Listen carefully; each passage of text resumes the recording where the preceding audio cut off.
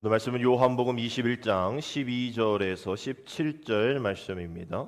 요한복음 21장 12절에서 17절 말씀.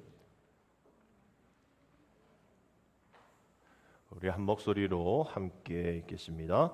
예수께서 이르시되 와서 조반을 먹으라 하시니 제자들이 주님이신 줄 아는 고로 당신이 누구냐 감히 묻는 자가 없더라. 예수께서 가셔서 떡을 가져다가 그들에게 주시고 생선도 그와 같이 하시니라. 이것은 예수께서 죽은 자 가운데서 살아나신 후에 세 번째로 제자들에게 나타나신 것이라. 그들이 조반 먹은 후에 예수께서 시몬 베드로에게 이르시되 요한의 아들 시몬아 내가 이 사람들보다 나를 더 사랑하느냐 하시니 이르되 주님 그러하나이다. 내가 주님을 사랑하는 줄 주님께서 아시나이다.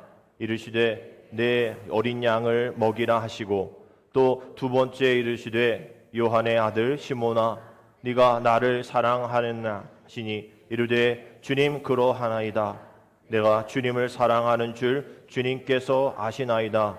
이르시되 내 양을 치라 하시고 세 번째 이르시되 요한의 아들 시몬아 네가 나를 사랑하느냐 하시니 주께서 세 번째 네가 나를 사랑하느냐 하심으로 베드로가 근심하여 이르되 주님 모든 것을 아시오매 내가 주님을 사랑하는 줄 주님께서 아시나이다. 예수께서 이르시되 내 양을 먹이라. 아멘. 할렐루야. 오늘은 우리 죄를 대속해 십자가에 매달려 돌아가신 예수님께서 다시 살아나심을 기쁨과 감격으로 찬양하는 부활주일입니다. 특별히 전에도 말씀드렸듯이 이 부활절은 우리 감리교회의 아주 소중한 날입니다. 왜냐하면 우리 감리교가 처음 137년 전에 이 땅에 들어왔을 때 1885년 4월 5일 그날이 부활주일이었거든요. 감리교 최초 우리 목사님 아펜젤러 목사님, 언더우드는 장로교회 목사님이시죠. 우리 아펜젤러 목사님께서 제물포항에 도착을 하신 그날 그 부활주일에 이런 이야기 하셨습니다. 오 하나님, 우리는 부활절 아침에 여기 도착하였습니다. 이 아침에 사망의 쇠사슬을 부수고 부활하신 주님께서 이 나라 백성들이 얽매여 있는 쇠사슬을 끊으시고 그들에게 하나님의 자녀로서 광명과 자유를 얻게 하여 주소서. 이런 기도를 하면서 제물포항에 1885년 4월 5일 부활주일에 도착하신 것이죠. 하나님께서 정말 이 부활절에 맞춰서 우리 감리교를 하나님께서 이끌어 주시고 또 이렇게 성장하게 만드셔 주셨습니다. 그렇지만 2022년 4월 17일을 살고 있는 우리에게는 여전히 암흑과 같은, 비록 내일부터 사회적 거리 두기가 다 해제된다고는 하지만 여전히 다 끝난 건 아니잖아요. 팬데믹 끝난 것이 아닌 이런 상황 속에서 또 어떤 바이러스가 또 등장하게 될지, 앞에 뭐 벌써 세계나 큰 이런 바이러스로 인해서 힘들었던 상황들인데 이제 앞으로 또 어떤 일들로 인해서 우리가 다시 절망 가운데 또 다시 희망을 잃어버리고 다시 거리를 둬야 되는 그런 상황에 있을지 모르는 두려움 가운데, 염려 가운데 서 있습니다. 그러므로 인해서 우리 개인적인 가정 형편 또 직장 생활의 모든 형편들도 그리 넉넉하지 않은 그런 상황들인 거죠. 금리도 올라가고 또 많은 대출 연장의 분들이 어려움이 있고 소상공인 또 자영업자 너무 어려운 상황 속에 있고 또 정권의 교체에 의해서 어수선한 이런 분위기 속에 우리는 살아가고 있습니다.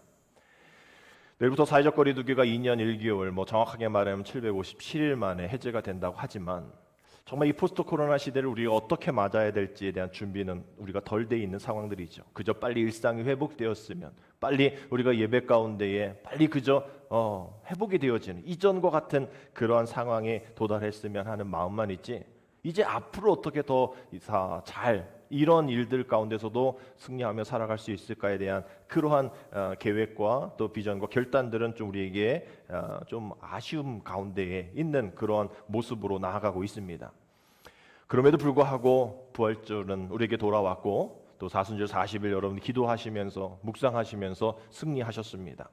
우리가 이것이 우리에게 가장 중요한 것이죠. 우리 기독교라는 것은 부활을 떼놓고 우리가 말을 할 수 없기 때문입니다. 기독교를 기독교가 되게 하는 것은 우리 부활이 있기 때문인 것이죠. 과거형이 아닙니다. 부활절 뭐 어떻게 됐다, 예수님이 살아나셨다 끝이 아니라 우리 주님은 지금 우리가 함께 하시기 때문에 부활절은 또 부활은 현재인 것이죠. 이 부활의 사건이 그저 2020년 전에 일어났던 그런 20년 전에 일어났던 사건이라 그냥 역사로만 끝날 것이 아니라 그 역사가 지금 내 삶 가운데 우리 가운데에 우리의 삶의 영역 가운데에 지금도 운행하시는 하나님의 역사다라는 그런 현재 진행형 앞으로 일어날 그런 미래형까지도 우리가 포함하는 그런 모습인 것이죠. 근데 우리가 여러분들이 분위기를 알다시피 성탄절에 비해서 이 부활절은 그닥 우리 안에만 또 오늘도 뭐 대통령께서 또 부활절 축하 뭐 이런 메시지도 보내줬는데 어떤 우리 사람들이 세상 사람들이 이 부활에 대한 그러한 이야기들을 많이 하지 않습니다. 그만큼 뭐 우리만의 어떤 행사라고 생각하는 경우가 많이 있는 것이죠. 성탄절과 다르게 말입니다. 그 이유는 세상 사람들이 인정하지 않는 그런 부분들인 거죠. 지금 과학 문명이 발달된 이 시대 가운데에 어떻게 사람이 죽다 살아나? 난 그거 인정하지 못해. 라는 그 어떤 상식, 자신의 판단, 내 맞지 않는 날이기 때문입니다. 우리야 믿음으로 그 인정하니까 여기 오늘 또 찬양하고 예배 드리고 헌금 드리고 함께 식사하면서 즐거움과 기쁨을 누리고 또 저도 주변에 우리 고톨교회 목사님 같은 경우는 혼자 예배 드리시거든요. 교인이 안 계세요. 그래서 오늘 전화해가지고 오늘 이따 식사할 때 함께 오라고. 또 우리 함께하는 선평 우리 후원하는 목사님도 애들 사모님 또 애기 또 봐야 되니까 애들 데리고 오라고. 제가 이렇게 막 이렇게 합니다. 우리는 이렇게 기쁨으로 뭐 이것을 나누지만 뭐 오늘도 우리 새벽 예배 드리지 않지만 사북중앙교회에서 또 새벽 예배를 드리면서 또 그 새벽을 깨우는 부활의 새벽을 깨우는 그러한 예배도 드렸죠. 그런데 세상 사람들은 그 인정하지 않는 거예요. 그런 상식적이지 않는 그런 날을 기념하다니 이상해. 그건 말도 안 돼라고 조작이란 얘기까지도 하는 거예요. 그러나 정말 이것이 조작이고 정말 이것이 비역사적인 거라면 이 부활에 대한 것이 지금껏 이렇게 유지될 수 있을까?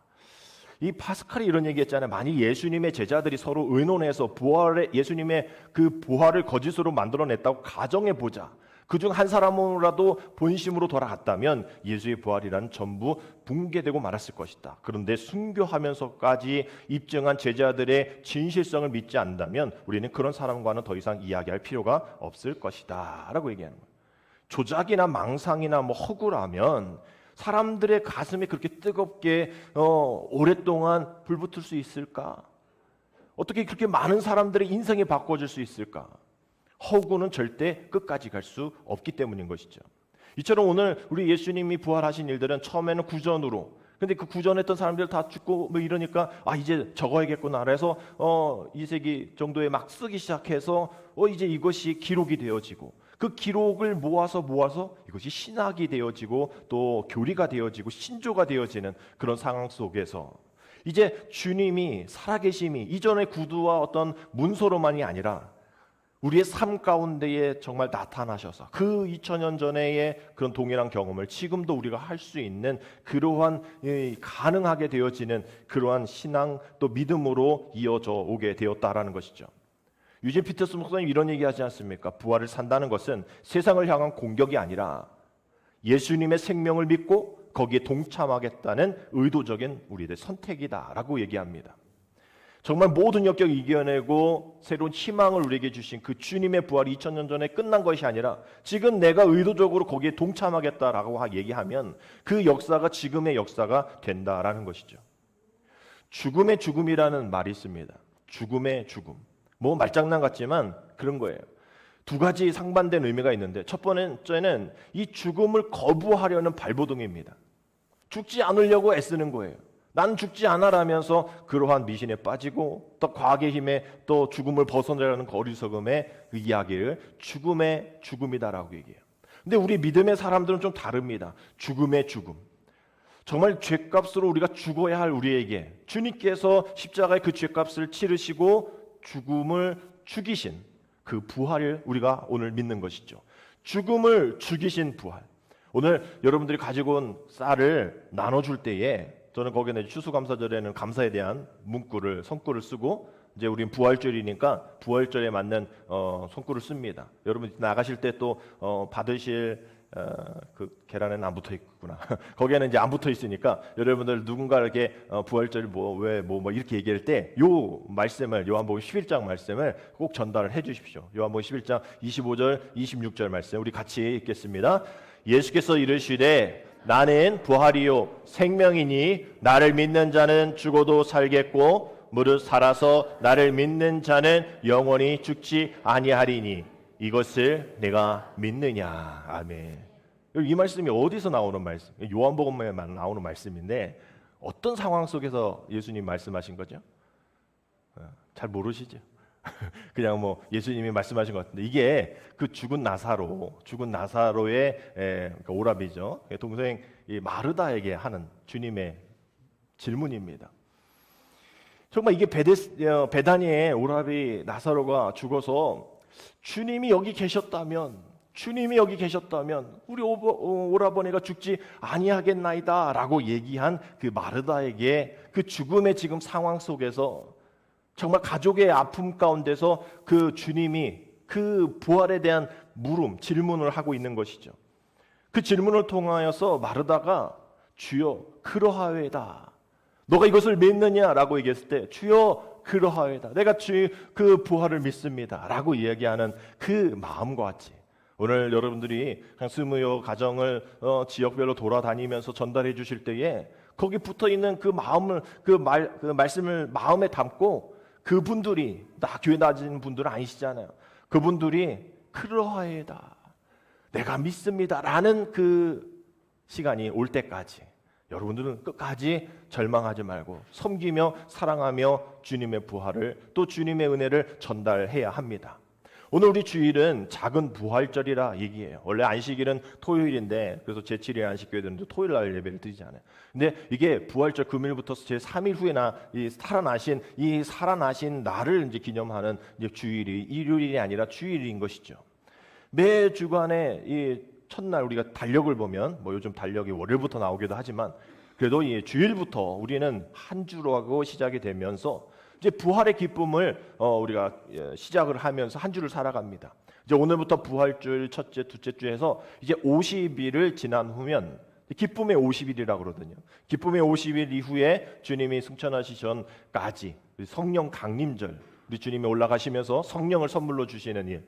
그래서 이제 성령을 주시는 그 성령 강림절이 40일, 50일 기간, 우리 주님이 부활하신 후에 40일, 50일까지 이곳에 그 땅에 계셨기 때문에 그 기쁨의 은혜의 일들이 이제 고난의 40일이 지났다면 이제 앞으로 기쁨의 50일이 우리에게 시작이 되어지는 겁니다. 그래서 우리는 날마다 이렇게 질문해야 돼요. 나는 예수님의 이 부활과 어떤 관계가 있는가? 내가 그 예수님의 오늘 마르다에게 말씀하시고 네가 이것을 믿느냐? 너가 이걸 믿느냐라고 물었을 때 내가 그러하여야다라고 이야기할 수 있는 우리가 되고 있는가? 내가 그 주님을 따라서 그 영원한 새 생명을 얻게 될 줄 믿는가라는 그 질문에 우리가 정말 아멘으로 대답해야 되는 것이죠. 우리가 그것을 아멘으로 대답하지 않으면 우리가 믿었던 것이 아무것도 아닌 것입니다. 고린도전서 15장 14절에 그리스도께서 만일 다시 살아나지 못하셨다면 우리가 전파하는 것도 무엇이요? 헛것이요. 또 너희의 믿음도 헛것이며 라고 되어 있어요. 우리의 믿음, 우리의 전파한 전도, 사명 모든 것들이 주님의 부활하심에 아멘으로 내가 응답하지 못하면 아무것도 아닌 헛것이라는 거예요. 헛것이 될 뻔한 내 믿음이 이 부활을 믿음으로 인해서 영원한 생명으로 바뀌는 기적이 우리에게 펼쳐지고 있다는 겁니다. 이제 코로나로 고통받던 세상이 이제 점차 이 팬데믹이 끝나고 위드 코로나로 시작이 되어지면서 이제 조금씩 뭔가 회복을 꿈틀거리는 이때에 맞는 올해의 부활주의를 통하여서 정말 헛된 것을 영원한 것으로 변화시켜 주시는 주님의 은혜, 죽음을 죽이시는 하나님의 역사가 저와 여러분들 삶 가운데 가득 넘치게 되기를 주님의 이름으로 축복합니다. 우리 앞뒤 옆에 계신 분들과 이렇게 인사합시다. 주님 다시 사셨습니다. 기적의 주인공이 됩시다. 주님 다시 사셨습니다. 기적의 주인공이 되십시다. 아멘. 여러분 오늘 우리가 읽은 이 요한복음 21장은 좀 특이합니다. 마치 여러분들이 어떤 드라마 마지막 회를 딱 봤을 때에 요즘도 그런 거 별로 없지만 행복하게 끝났다가 또 뭐 비행기를 타고 가면서 1년 후 뭐 이러면 뭐 2년 후, 3년 후 이러면서 또 다른 어린이가 또 성장되어지든 아니면 안 좋았던 그런 시절 어려움 형편들이 또 새롭게 회복되어지는 그 모습을 보면서 또 마지막을 딱 끝나는 그러한 드라마를 보셨을 거예요.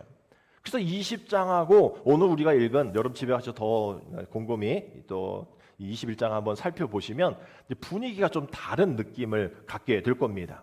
그래서 어떤 이들은 원래 20장에서 끝인데 21장을 첨가했을 것이다 라고 이야기하는 신학자들도 있습니다. 20장과 21장의 다른 단어들이 20장에서 이전에 사용하지 않은 단어들이 20몇 개가 21장에 기록이 되어 있고 또 이전에는 베드로가 그렇게 주인공으로 나오지 않는데 21장은 유독 베드로가 주인공으로 나와 있기 때문인 것이죠. 그래서 이렇게 첨가되었다라고 얘기하지만 첨가가 되었든 어쨌든 21장은 요한복음 21장은 우리에게 꽤 유익하고 또 아름답고 또 가슴 따뜻한 그런 이야기를 많이 제공을 해주고 있는 것이죠. 이제 예수님이 십자가를 지신 후에 부활하신 후에 제자들이 이제 세 번째 만나는 과정 속에서도 아직 제자들이 예수님과 대면대면합니다. 이제 아직도 어떻게 해야 될지 갈팡질팡하는 거예요. 마치 정권 또 새로운 정권이 이게 오버랩됐을 때 난 어떻게 해야 되나? 나는 이제 어떻게 해야 되나? 라는 그런 어떤 정치인들과 또 어떤 기관장들 뭐 이런 사람들의 어떤 그런 상황과 비슷하리라 좀 생각을 할 수가 있을 거예요. 그러한 모습 속에서 예수님이 세 번째 제자들을 만나는 이러한 모습 가운데에 두 장면이 오늘 21장에 나옵니다. 우리에게 주는 아름다운 장면이라 말씀을 드릴 수 있을 거예요. 먼저 3절의 말씀을 보면 이제 제자들이 이제 할 일도 또 이전의 일들로 또 다시 돌아가니까 물고기를 잡으러 가자. 시몬 베드로가 나는 물고기 잡으러 가노라 하니 그들이 우리도 함께 가겠다 하고 나가서 배에 올랐으나 그날 밤에 아무것도 잡지 못하였더니 베드로가 나 물고기 잡으러 갈 거야 라고 얘기했을 때 그 다른 그 2절인가요? 앞에 부분 보면 누구 합치면 한 7명 정도 됩니다. 베드로까지 7명이 이제 그래 이전의 일로 돌아가자 라면서 고기를 잡는데 밤새도록 잡았는데 못 잡은 거예요. 지금 이 디베라 바닷가에서 고기를 잡을 때에 옛 시간 또 옛 자리 또 옛 어떤 방식으로 돌아가는 그러한 모습을 보여주고 있습니다. 그랬을 때 사람들이 이 어부들의 모습을 봤다면 그래 고기 잘 잡네 뭐 기술 좋은데라고 얘기할지 모르는 그런 평안함이 있을지 모르지만 그 7명의 제자의 마음 가운데는 지금 요동치는 이러한 이 부끄러움들 실망들 어떤 좌절함 두려움이 가득했을 거예요. 그러니까 일손도 안 잡히는 거죠. 그때가 그 자리가 고기가 안 잡힌 것도 있겠지만 여러분들도 어떤 마음이 싱숭생숭하고 또 마음이 또 잘 잡히지 않을 때 어떤 일이 손에 잘 안 잡히잖아요. 그런 건 아닐까라는 생각해 보입니다. 그러한 사람들이 볼 때 겉모습은 평안해 보이지만 그냥 일상의 것 같지만 그들의 마음은 지금 전쟁터와 같이 폭풍우와 같은 그런 마음이 있었다라는 것이죠. 그러한 가운데에 그 허탈함 가운데에 주님이 제자들에게 나타나십니다. 그 물고기를 잡는 그런 상황 속에 제자들에게 나타나셨을 때에 우리가 예상컨대 3번씩이나 나타나시는 그 상황이라면 알아차려야 하겠죠. 근데 여전히 예수님을 알아차리지 못합니다. 아까 말씀드린 그냥 눈으로도 제대로 보지도 못할 뿐더러 그 마음으로도 주님에 대한 기대가 없는 거죠. 주님을 만나고 싶고 주님을 찾고 싶다면 보이는 게 다 주님일 거예요. 여러분들도 만약에 미용실 또 어떤 전파사 어딘가를 가려고 했을 때 이렇게 그것만 보잖아요. 마찬가지입니다. 뭔가 하려고 하고 의도를 가지고 나가면 그것만 보이는 거죠. 근데 지금 제자들이 예수님을 못 봤다. 새벽녘이니까 안개가 있을 테니까 못 봤다. 이런 얘기를 하는 게 아니라 그 마음으로 그 중심으로 주님을 지금 기대하고 기다리고 기도하고 있지 않다라는 거예요. 벌써 3번째인데도 말이죠. 이런 마음이 어두워져서 주님을 바라보지 못하고 알아차리지 못할 때에 주님이 5절에서 제자들을 부르십니다. 어떻게 부르시는지 한번 보십시오. 예수께서 이르시되 얘들아 너에게 고기가 있느냐 대답하되 없나이다. 제자들에게 얘들아라고 말합니다. 우리 저기 아동부 어린이들 있는 그런 아이들한테 얘들아라고 하는 것과 같은 그런 모습인 것이죠. 애들이 아니라 너희들의 지금 마음이 너무 애 같아. 너희 지금 마음 꼬락서니가 지금 실망할 수밖에 없는 꼬락서니 속에서 너희들 이러면 안 되지. 아직도 실망하고 있어? 아직도 나와 대면대면해? 아직도 날 기대하고 있지 않니? 라면서 물으실 때에 얘들아 라고 쓰는 거예요. 사랑스럽고 성장한 어른임에도 불구하고 얘들아라고 시작하면서 고기 많이 잡았냐? 못 잡았어요. 뭐 일상적인 어떤 동네 사람하고 대화라고 생각했던 거죠. 그러면 오른쪽에 던져봐. 그랬더니 정말 많이 잡히게 된 일들. 그러면 옛날 일 기억해야 될 텐데 여전히 아무도 기억하지 못할 때에 예수님을 제일 먼저 알아본 제자가 바로 베드로였던 거예요. 겉옷을 벗고 이 물고기를 잡던 베드로가 예수님 나타나니까 다시 겉옷을 걸치고 물에 들어갑니다. 그리고 다른 제자들은 작은 배로 갈아타서 이제 그 물고기 가득한 이 그물을 끌고 해변에 다다른 것이죠. 이 상황을 그림으로 그린 화가가 있습니다. 에게노 퀸터 바이너트라는 사람인데 독일 화가입니다. 그래서 성당에도 많이 저런 그림이 그려졌고 이런 풍으로 예수님의 이 기적 또 예수님의 사건, 예수님의 생애를 되게 많이 이제 그려놓은 그런 분이거든요. 근데 이 유심히 보면 아까 말씀드렸듯이 이제 7명이라 그랬잖아요. 무릎 꿇고 있는 사람이 누구죠?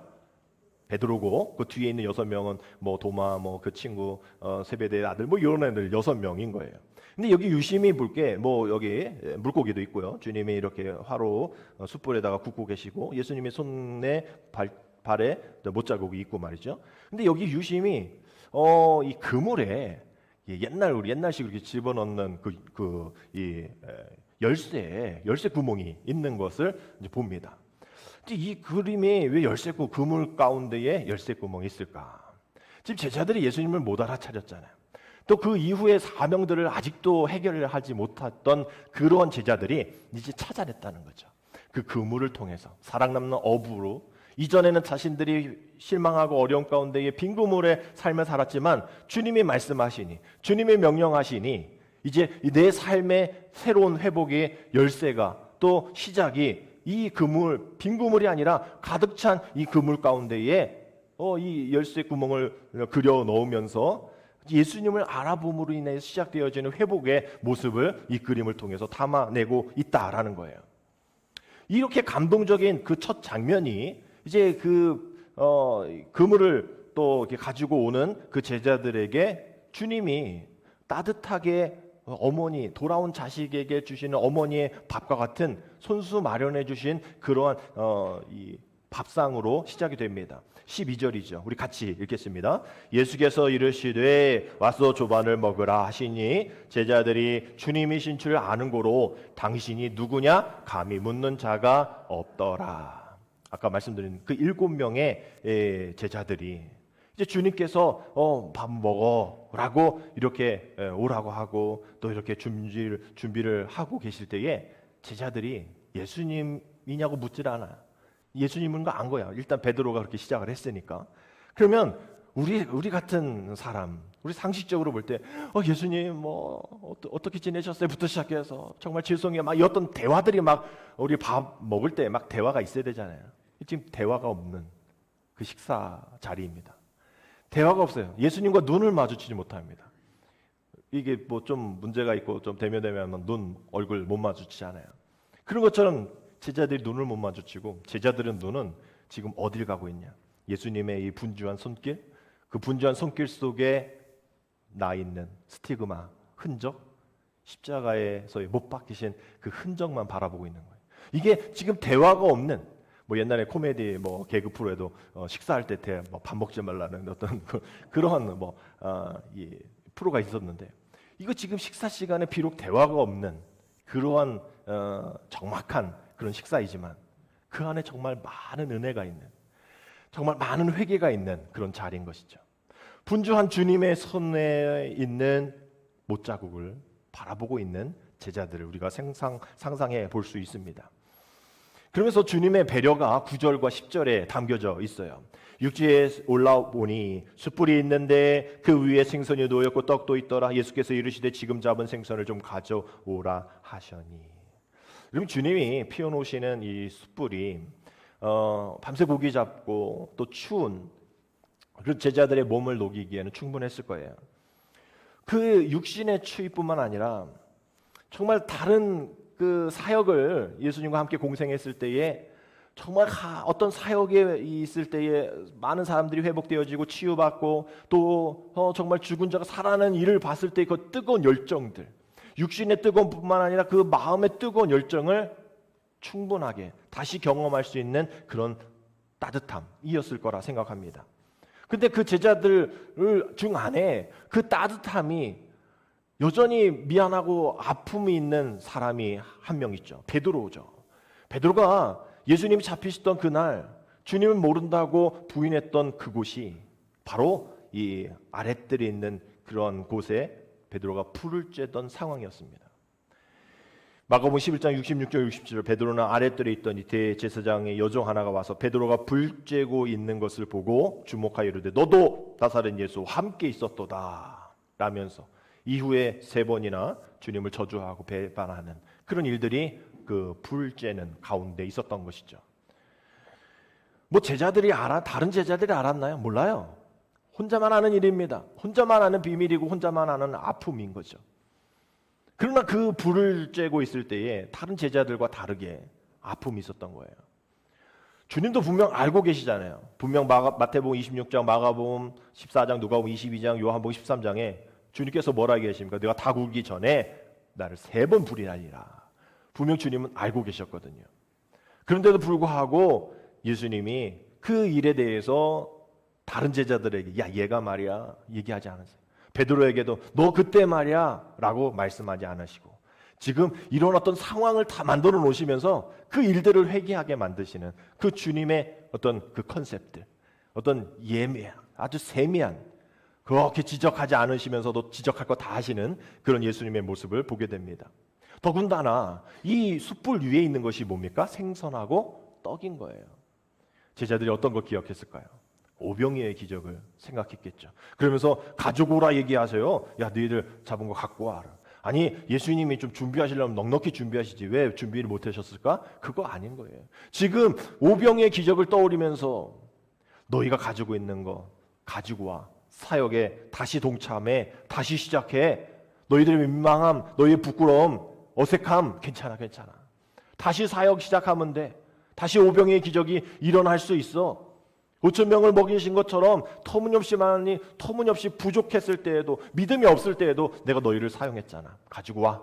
함께 사역 같이 시작하자. 다시 시작하자. 라고 제자들의 그런 미안한 마음 또 아쉬운 마음 죄스러운 그런 마음들을 그저 이러한 도망감에 대한 이런저런 핑계 또 이런저런 어떤 변명을 그저 가지고 와 너희들이 잡은 괜찮아 그것만으로 충분해 라면서 이 어색함 민망함을 주님께서 가지고 오라 얘기하면서 다 용서하시는 그런 모습으로 나아가는 것이죠. 그 후에 13절 말씀까지 예수께서 가져서 떡을 가져다가 그들에게 주시고 생선도 그와 같이 하시니라. 예수님이 자신을 배신한 제자들에게 우리의 심정 같으면 야 너 어떻게 네가 말이야 제자라는 내가 어떻게 그렇게 나를 버리고 도망갈 수 있어? 너 전에는 그런다고 하지 않았잖아. 뭐 다른 사람 몰라도 나는 안 그렇겠습니다 라고 그렇게 맹세하지 않았어? 너 말이야 그러면 안 되지. 내가 그동안 너희들 가르친 게 넌 뭐가 되니? 도망가는 게 너희들의 최선이었어? 라고 밥상을 엎어버릴 텐데 밥 주지도 않을 텐데 말이죠. 주님은 생명의 떡이시기 때문에 제자들 책망하니 아니하시고 자기를 떼어서 제자들에게 주신 만찬의 그 부활 후에도 계속 이어가십니다. 여러분 채널 A 보면 이 오영은 박사가 이렇게 상담하는 뭐 금쪽 상담소인가요? 그래서 우리 코끼리 두고 그 금쪽이 어린 자녀를 이제 금쪽이라고 하면서 이제 어른들끼리 애기가 얘기 안 하니까 코끼리에 또 스피커 달려서 금쪽아 엄마 좋아해? 금쪽아 너가 뭐 잘못한 거 뭐 있어? 막 이렇게 얘기해서 그 아이의 마음에 있는 심정을 막 이렇게 얘기하는 그런 프로그램이 있습니다. 뭐 어른 것도 있긴 하지만 말이죠. 근데 거기에 어떤 어머니가 나왔는데 애가 하도 뭐 이렇게 징징대고 막 귀찮게 그러니까 이 엄마의 방식은 집을 나가는 거예요. 밥을 안 주는 거예요. 애가 막 울든 말든 그냥 집 나가버리는 거예요. 너무 그러니까 말이죠. 그래서 이제 상담을 하는 건데 그러지 말라는 거죠. 어머니는 아무리 애가 미워도 아무리 미운 짓을 해도 밥은 줘라. 밥은 줘라. 비록 남편들이 삼식이라고 얘기하면서 뭐 그렇지만 하여튼 그 남편들은 제기들에도 아이들은 잘못한 거 있어도 밥은 줘라. 그래야 애가 자기가 뭘 잘못했는지 또 그래 보호받고 있다는 것에 그 어린 나이에 그 감정들이 상하지 않지. 뭐 그렇게 얘기를 하는 거예요. 오히려 뭐 안 먹는다, 뭐 밥맛이 없다, 난 밥 먹을 기분 아니다라고 얘기해도 밥을 차려줘야 되는 것이 어머니다라고 얘기를 하는 겁니다. 그것이 바로 부모의 모습인 것이죠. 우리 예수님은 사실상 이게 밥 먹는 거에서 조금 힘들어하셨어요. 왜냐하면 모든 그 사역들이 너무나 많으셨기에 바쁘셨기에. 그래서 마가복음 3장 20절 말씀 보면 집에 들어가시니 우리가 다시 모임으로 식사할 겨를도 없는지라. 아주 유명하신 분이기 때문에 또 요구하는 사람들이 너무나 많기 때문에 집에 들어가셨는데도 사역 다 끝나고 들어가셔서 쉬셔야 할 시간에도 사람들이 다시 모이는 거야. 또 불쌍히 여기셔서 또 그들에게 또 가르치시고 치유하시기 때문에 식사할 겨를도 없으셨어요. 당신을 위해서는 식사할 겨를도 없으셨지만 성경의 많은 곳에서 어려운 이들과 부족한 이들과 창녀와 뭐 이러한 사람들과는 식사를 자주 하셨죠. 오늘도 제자들에게 손수 챙겨주시는 그런 모습, 그 어머니의 같은 그런 모습으로 주님은 다가오고 계십니다. 특별히 주님을 이제 부인한 이 상처가 깊은 베드로에게 더 많은 떡과 물고기를 주실 거로 우리는 생각을 할 수 있어요. 그 음식을 받아들 때 베드로 분명 예수님께서 자기가 원래 죄인인 자신을 받아주셨고 처음에 주님의 제자를 부르셨던 그 아름다운 일들을 기억했으리라 생각합니다. 그랬을 때 두 번째 장면이 나오는 것이죠. 15절 우리 같이 길지만 함께 있습니다. 그들이 조반 먹은 후에 예수께서 시몬 베드로에게 이르시되 요한의 아들 시몬아 네가 이 사람들보다 나를 더 사랑하느냐 하시니 이르되 주님 그러하나이다. 내가 주님을 사랑하는 줄 주님께서 아시나이다. 이르시되 내 어린 양을 먹이라 하시고. 이렇게 찬양해서 요한의 아들 시몬아 내가 너를 사랑하느냐 이런 찬양이 있듯이 정말 그러한 마음으로 주님께서 우리 베드로에게 물으십니다. 세 번에 걸쳐서 자신을 사랑하냐 물으신 것이죠.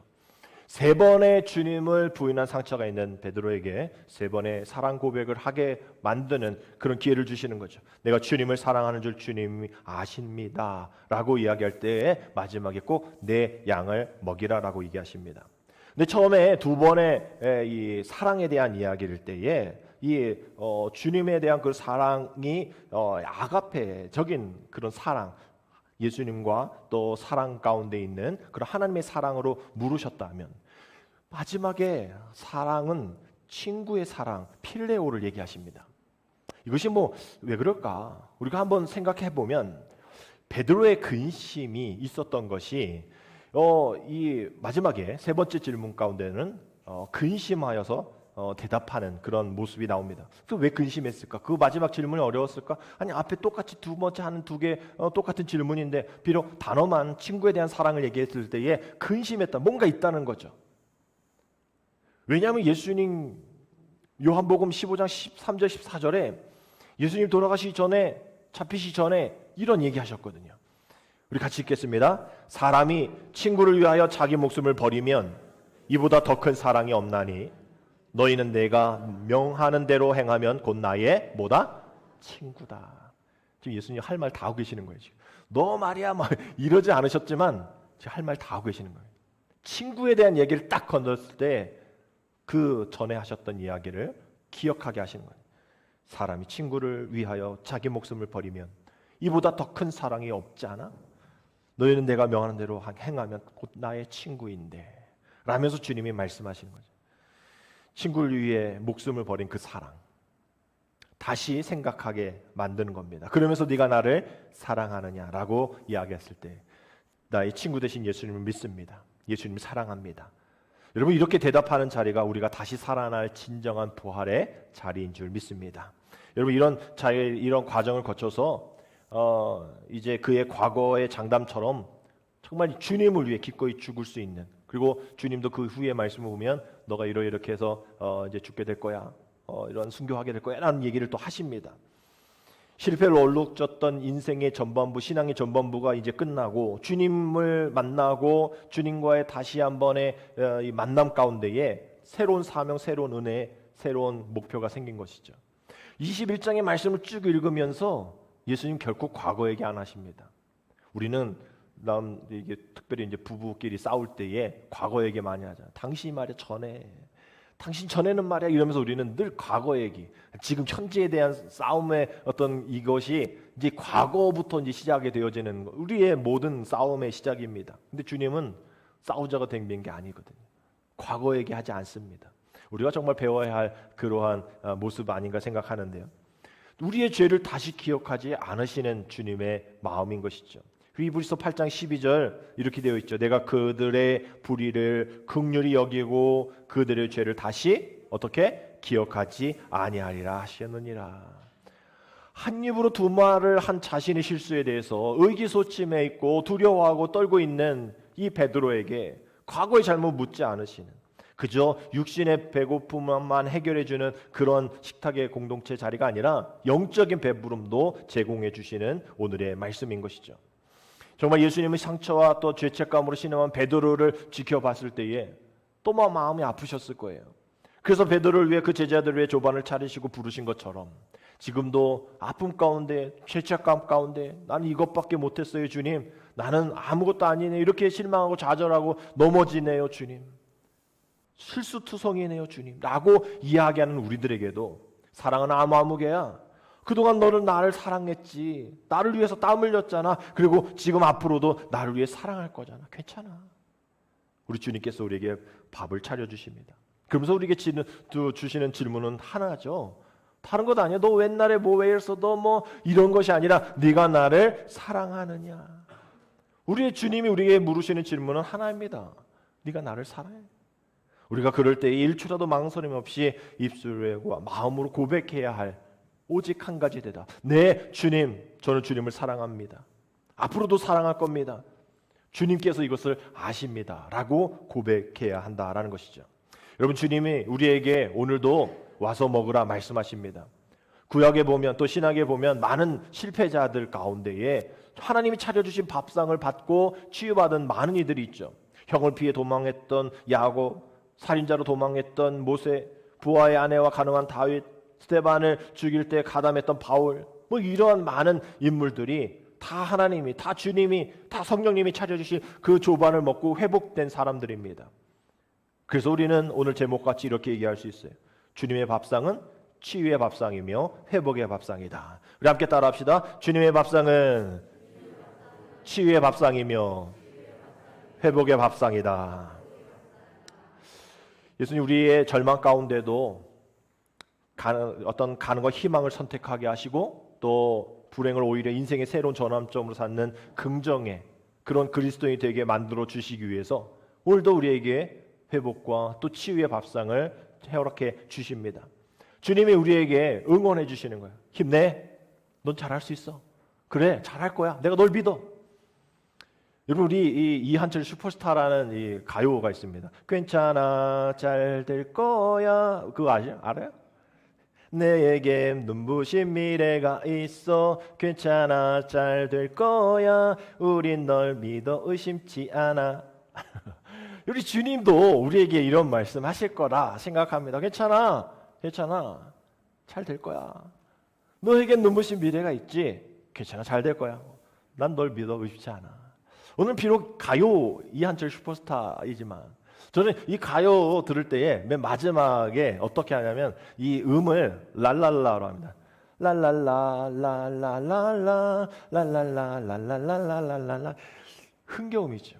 비록 우리가 어려움 가운데에 난 안 돼, 우리 특별히 2030 청년 세대, 또 결혼 어렵고 힘들고 막 이러한 청년 세대들에게 어렵다 힘들다 많은 말 있지만 그래도 어른 세대들이 할 수 있는 이야기들이 바로 이런 것처럼 지금 어려운 세대를 살아가고 있는 우리 믿음의 사람들에게 주님이 우리에게 주시는 말씀, 오늘 말씀과 더불어서 괜찮아, 잘 될 거야. 그저 막연한 희망이 아니라 세상은 어쩌면 막연한 희망이죠. 그저 조금 잘해라 라며 격려하는 이야기인 가사이지만 이것을 우리 신앙으로 보면, 이것을 우리 믿음의 오늘 치유와 회복의 밥상을 차려주신 주님의 말씀으로 들으면 이것은 그저 우리에게 조금 희망과 긍정을 가져라라가 아니라 우리에게 정말 실질적인 이 결과가 있는 회복을 허락해 주신다라는 겁니다. 오늘 부활의 아침에 주님께서는 이제 무덤에 계시지 않고 여기 우리와 함께 하십니다. 또 사랑하는 아들을 죽음에서 살리신 하나님, 그 하나님의 능력도 거기에서 2000년 전에 끝나는 것이 아니라 지금도 이 자리에 그 하나님의 역사가 이루어지고 있습니다. 주님 우리에게 계속 말씀하십니다. 와서 먹어라. 와서 먹어라. 차려주신 치유와 회복의 밥상을 계속 우리에게 제공해 주고 있습니다. 그럴 때마다 우리는 너무나 죄송하고 너무나 면목 없어서 쭈뼛쭈뼛대지만 대면대면하지만 그럼에도 불구하고 우리가 해야 할 일들은 쭈뼛쭈뼛대면서라도 주님 앞에 나아가야 하는 거죠. 그 밥상 앞에 그 밥상 안에서 아무 얘기하지 않다 할지라도 그 주님의 십자가에서의 못 박힘 손을 보는 그 제자들 그 가운데 그것이 예배이고 그것이 은혜이고 그 성령의 치유한 그러한 장소임을 우리가 기억한다면 이제 우리 주님이 베풀어 주신 그 만찬을 우리가 든든히 먹고 이제 배를 다 채우고 거기서 끝나는 것이 아니라 이제 사명의 길인 여러분 우리 밴드에 이제 부활절에 대한 영상 올려드렸는데 그거 한번 보시면 그러한 이야기예요. 이제 우리는 사명의 길을 걸어가야 되는 거예요. 초반에 생명의 밥상, 회복의 밥상을 치유의 밥상에서 우리가 먹었다면 배불러서 그냥 끝날 것이 아니라 사명의 길, 부활의 증인의 길로 가야 한다라는 것이죠. 그래야만 그동안 우리가 애타게 기다렸고 이제나 저제나 어떻게 될까? 예배가 어떻게 될까? 우리 사회의 어떤 상황들이 어떻게 될까? 이런 것을 우리가 기다렸을 때에 정말 하나님께서 이런 부활주의를 통하여서 이러한 시작을 보여주신 것 2022년에 주신 하나님의 큰 선물이다. 회복과 치유의 밥상이다라는 생각을 하게 됩니다. 이제 다시 오늘 부활주의를 시작으로 이제 사회적 거리두기가 해제를 시작하면서 이제 우리가 밥을 먹고 친교 공동체를 누리며 이제 속회도 다시 시작되어서 함께 나눌 때에 다시 한번 회복되어지고 다시 부흥이 되어지는 그런 일들이 저와 여러분의 삶 가운데 또 신앙 가운데 있게 될 줄 믿습니다. 너희가 이것을 믿느냐? 주님 그러하이다. 네가 나를 사랑하느냐? 주님 내가 주님 사랑합니다. 여러분 이 고백 가운데에 주님 분명하게 우리에게 주실 은혜, 축복, 행복이 있음을 여러분 믿으시고 승리하며 나가는 저와 되시기를 주님의 이름으로 축복합니다. 기도드립니다.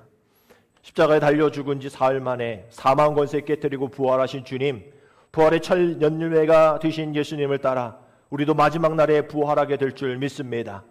썩어 없어질 땅의 것에만 소망 두지 않게 하시고 부활을 사모하는 성도가 되어서 주님 안에서 전실하며 흔들리지 않는 믿음을 지키게 하여 주옵소서.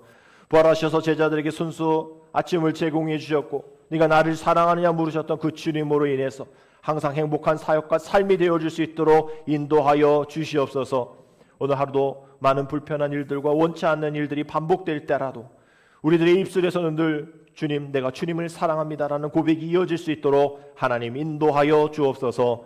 무덤 문 여시고 부활하신 예수님의 이름으로 기도합니다. 아멘.